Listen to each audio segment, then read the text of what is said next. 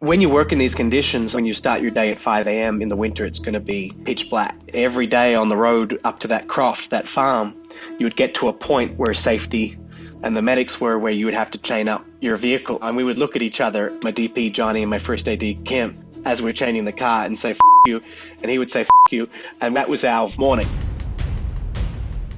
Hi, my name is Richard Gray, the director and producer of Robert the Bruce. And I'm Angus Macfadyen. I'm the writer, actor, and producer of Robert the Bruce. And this is how we brave ridiculously harsh conditions to bring you this story.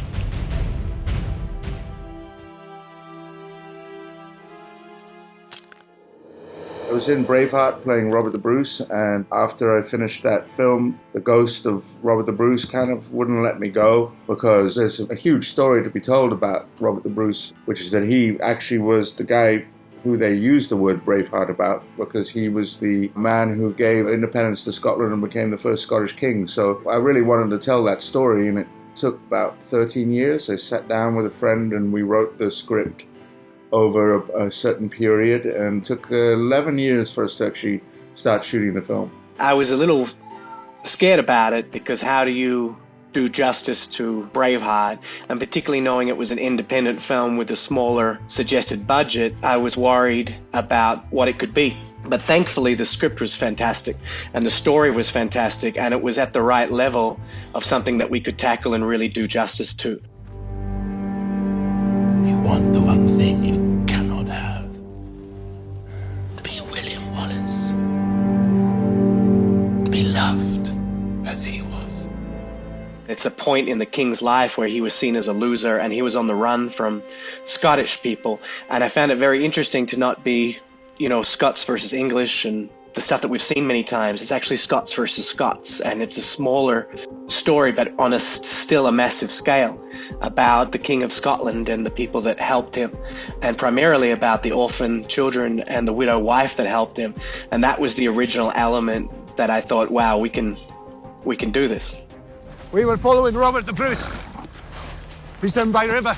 It felt original to read, and we felt we could bring something original to the party, which is always something that's the first thing you're looking for. So when he was on the run, after what a lot of people know from watching Braveheart, which was mixed historically, but like most films are, it goes at the end of Braveheart from William Wallace dying.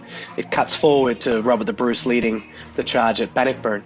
But in between those two major historical elements, Robert the Bruce lost many battles, and a lot of people weren't sure that he was the rightful king, and he himself started to doubt himself. Now, why the winter helped him in this circumstance was the land was so hard to travel, and he sought refuge in farmers and peasants that supported him and supported the cause. It's true.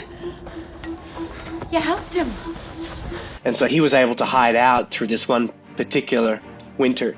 But of course, history books are not always written by enemies of the English crown, and so it's quite hard to find specific information, and there's a lot of information that's different depending on the book that you read. But we do know that he sought shelter with these families, and so we were confident we could build on that. We typically get up at 5 a.m., grab something for breakfast, and then it was about a 45-minute drive to set. It wasn't that far away, but the conditions were so bad, we're often behind the plow truck trying to get in, and then we have to chain up. We couldn't get to work on the second day because as we drove in, a blizzard began, and the road actually disappeared in front of us, and we did not know how to get wherever we were, so we had to turn around that day and head back to the hotel. The next day was very similar. We couldn't get up the mountain because the roads were covered in snow, and where it was basically within the first week of shooting, I actually thought we were about to wrap because we fell so far behind. Because the shoot was in the middle of winter, there was only a certain amount of daylight that we really needed to capture. So we were really far behind within the first week. The conditions were brutal. First, we were at quite a high altitude, so the air was very thin, and we had a particularly brutal winter that year. We were working in snow, which was up to the middle of the chest. And it was so cold that most days nobody wanted to know, and it was kind of illegal to talk about how cold it was, because after 7 weeks, you're like, yeah, I get it. It's cold.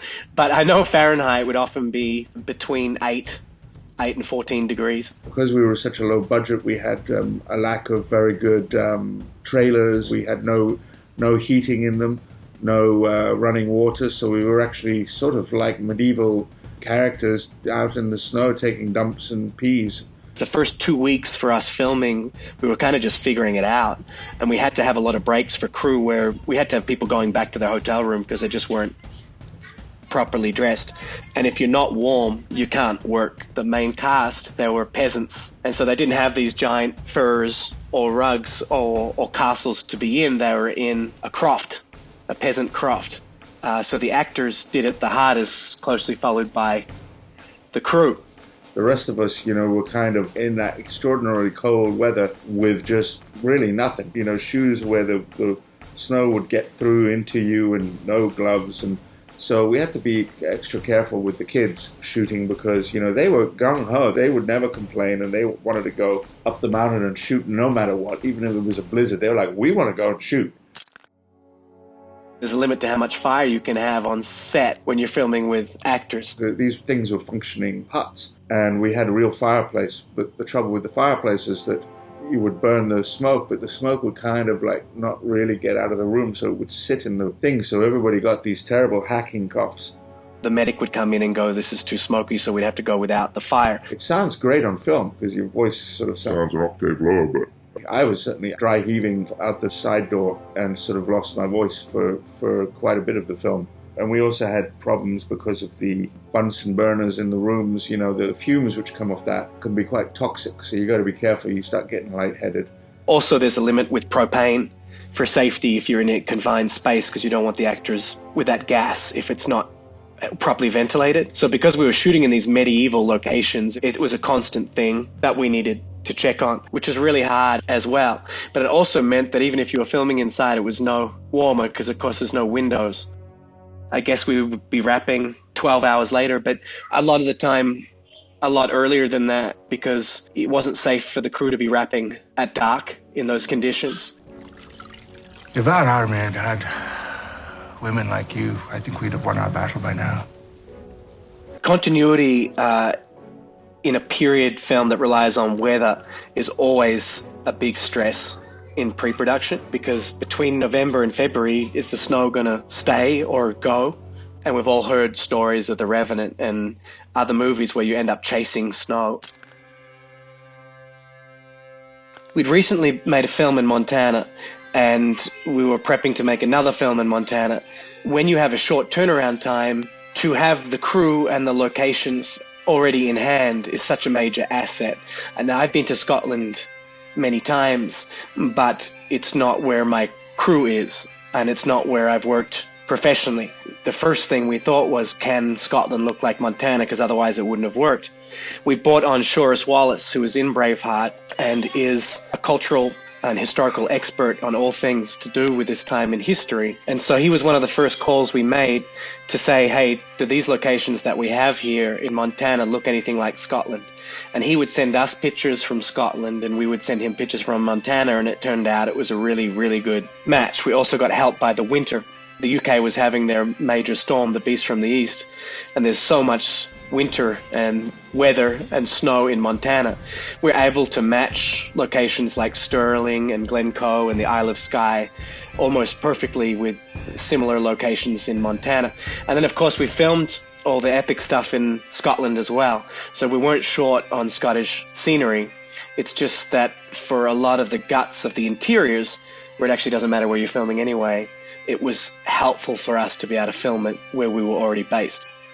So we shot for 35 days in Montana and then another 2 weeks, almost 14 days in Scotland, plus all the aerials and scenic work. So everything that you see in the film outside of one major fort and one castle, we built from scratch. And that was incredibly difficult to do in the winter.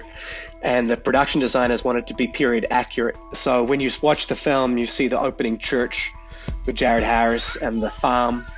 All those stone buildings were built from scratch, out of stone. They weren't built like film sets. Just from the nature of our shooting schedule, we didn't start construction on pre-production till November. So by that time, there was already snow and the ground was already freezing. And up here in Montana, you really don't build over those months, but we didn't have a choice. When you're building in the winter, to get the proper safety supports in for cement, you couldn't dig the ground. So the construction team would use blowtorches to defrost the ground to allow them to dig into the ground. And it was painstaking and took forever. You know, often on work sites in the winter, you also see the big metal barrels that are burning scraps of wood. We would move those barrels that had fires in them over where the support structure was going to be as we went along. So when they were finished the support on one, they could move to the next one. So we learned a lot about construction, and particularly construction in the winter. Go home! We're done! I have filmed before in the extreme heat in Australia, and we filmed before in the extreme cold in Alaska. So we were kind of prepared for it when we did our camera tests. So we're shooting on the Alexa, but with some really nice old master primes. But of course, the heat difference between having the cameras so cold, but they've come from the warmth of the camera truck or the hotel or wherever they were being stored. It took a lot of practice to get that right. So the camera crew were super diligent about testing that in the pre-production time, because of course, if you didn't get the temperatures right, the lens, they would fog up and the condensation. And then you could be sitting there for 90 minutes waiting for the glass to defog. Also, the batteries wouldn't last nearly as long, and it was even hard to get them to charge in the cold at all. We learnt in the first week, right, you've only really got this amount of time. It was just a really great learning experience, and although we had 2 cameras, 3 bodies on set, often because of the conditions, we could only afford to shoot with the 1 camera because of the battery life. I had a dream. I was king. We were free. So staying in a hotel altogether has always been positive because the hotel had its own bar and its own restaurant. Everybody kind of was together and telling their own stories, and we had the bagpipes going. So what we've learned over the years is on the weekend we do a dailies session at a pub that we book out, or a restaurant or a hotel room, where we don't play the raw dailies because it's boring as batshit. The editor works around the clock, cutting together more like a 10-minute mood music video reel of all the best shots and moments that we've achieved that week.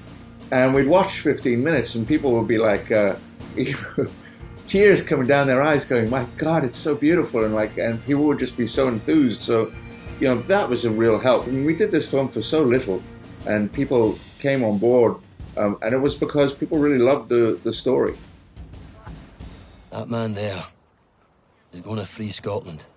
The one good thing about our group was, like, it was a very jovial group, and I think that's the most important thing, is to keep the morale above all, because that nature is going to come at you, and it's going to be brutal, and it's going to try and kill you, and so you can only laugh. It helped me learn to be more flexible and less locked into what I thought was possible versus actually achieving something better by working more freely with what was available to me. So the advice that I would put out there is, if you've never done a film in the snow and in the proper cold, is to test your clothing in the conditions that you're going to be working in the way that you're going to be working. You can tell people, you know, just be prepared, but in some sense, no matter how you prepare for it, it's just going to create chaos, and there's nothing you can really do except keep a cool head.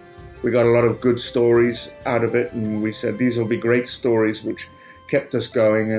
And you know, all in all, it was a great shoot, but the hardest shoot I've ever been on.